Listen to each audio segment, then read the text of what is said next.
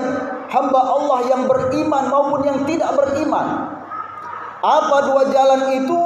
Fa'alhamaha fujuraha wa taqwaha. Diberikan dua jalan, yaitu jalan kesesatan kata Allah Subhanahu wa taala, kemudian yang kedua adalah jalan kebaikan dan ketakwaan di sisi Allah Subhanahu wa taala. Kita sebagai manusia hamba Allah Subhanahu wa taala diberikan oleh Allah Subhanahu wa taala kekuatan kepada diri kita, jasmani dan rohani kita, untuk menuju dua jalan itu.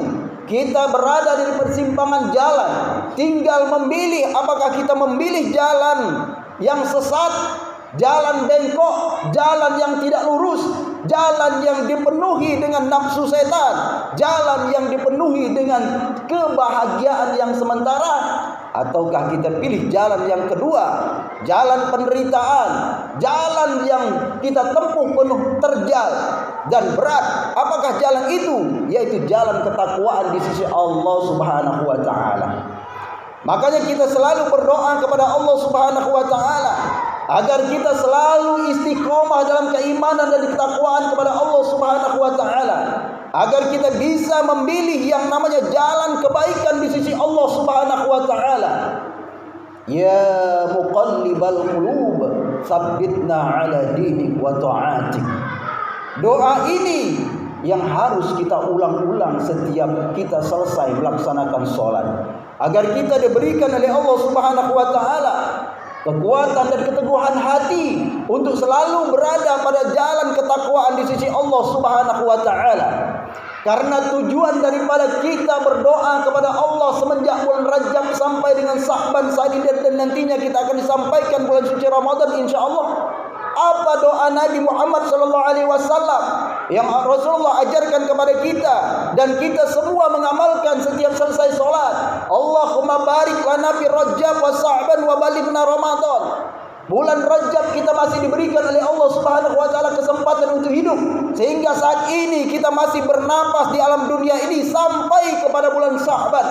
Dan kita tidak tahu saudara-saudaraku, apakah kita bisa sampai kepada bulan suci Ramadan ataukah kita hanya sampai kepada bulan Sya'ban ini. Semua kita tidak tahu. Makanya Allah Subhanahu wa taala selalu mengingatkan kepada kita, alladzi khalaqal mauta wal hayata liyabluwakum ayyukum ahsanu amala. Kita diingatkan oleh Allah Subhanahu wa taala agar kita selalu berhati-hati, agar kita selalu berada pada jalan kebenaran ini, jalan ketakwaan, jalan yang di sisi Allah, jalan yang penuh dengan hidayah Allah Subhanahu wa taala. Jalan ini sudah kita tempuh saat ini saudara-saudaraku.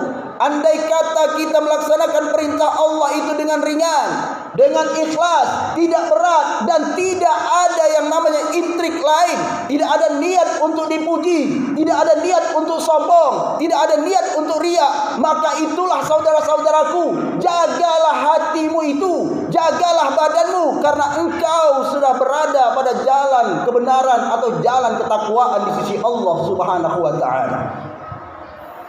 Tapi saudara-saudaraku, manakala kita melaksanakan perintah Allah Subhanahu wa taala dengan rasa berat, dengan rasa ingin dipuji, ingin sombong, ingin riya, kalau kita bersedekah biar kita dipandang orang lain sebagai ahli sedekah, maka kalau ini yang kita rasakan dalam hati, jiwa, pikiran dan perasaan kita, berarti kita itu berada pada jalan kesesatan di sisi Allah. Maka cepat-cepatlah bertobat di sisi Allah ketika itu datang, karena iblis, setan, laknatullah alaih, akan setiap saat tidak pandang putus asa.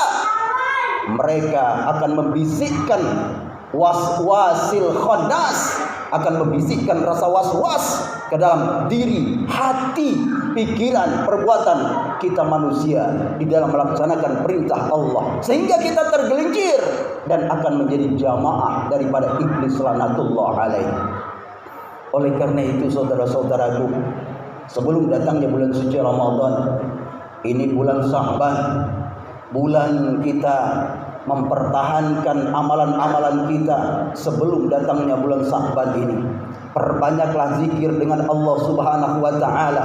Selalu ingatkan keluarga dan tetangga kita, selalu ingatkan sahabat-sahabat kita untuk selalu mendekatkan diri kepada Allah Subhanahu wa taala. Dengan jalan semua yang harus kita lakukan, dengan usaha semaksimal mungkin, amalan-amalan, membaca suratul Yasin, kemudian sholat sunnah, puasa, dan amalan-amalan rutin lainnya. Insya Allah ketika bulan suci Ramadan datang nanti, kita akan melaksanakan perintah-perintah Allah itu dengan mudah, ringan, dengan ikhlas, dan kita sudah terlatih sehingga bulan Ramadan datang nanti adalah bulan tempat kita memanen semua amal ibadah kita di sisi Allah Subhanahu wa taala.